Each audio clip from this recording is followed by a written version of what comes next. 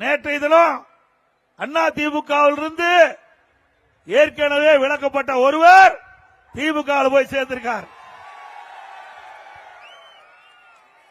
அவர் நேற்று பேசுகின்ற பொழுது அண்ணா திமுகவில் எனக்கு சரியான மரியாதை கொடுக்கல, வேண்டுமென்றே திட்டமிட்டு நீ வெளியேற்றுவதற்கு நடவடிக்கை எடுத்தாங்க. நாம நடவடிக்கை எடுக்கல.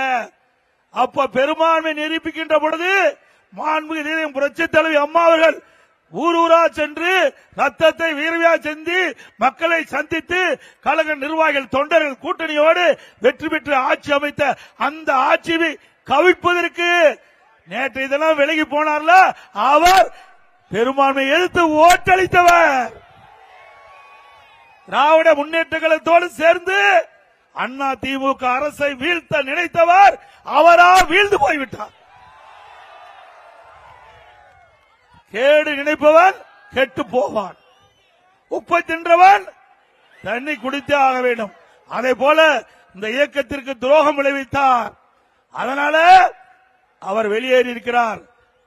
உண்மையிலேயே இந்த கட்சி அவருக்கு எவ்வளவோ அடையாளத்தை கொடுத்தது. பொன்மனச்செம்மல் புரட்சி தலைவர் எம்ஜிஆர் உருவாக்கப்பட்ட இயக்கம், அம்மா கட்டிக்காத்த இயக்கம். அம்மா மறைவுக்கு பிறகு எவ்வளவு பிரச்சனை நாங்கள் சந்தித்தோம்.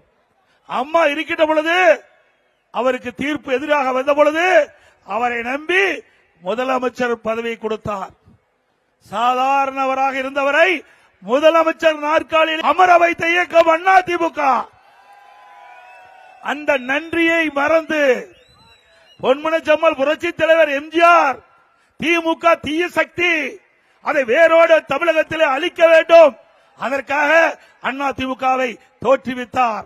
அப்படிப்பட்ட பொன்மனச்செம்மல் புரட்சி தலைவர் எதற்காக இந்த இயக்கத்தை தோற்றுவித்தாரோ, யாரை எந்த கட்சியை தமிழகத்தில் இருந்து வேரோடு அழிக்க வேண்டும் என்று நினைத்தாரோ அந்த கட்சியிலே நேற்றைய தினம் திரு ஓபிஎஸ் அவர்கள் அடைக்கலம் புகுந்திருக்கின்றார்.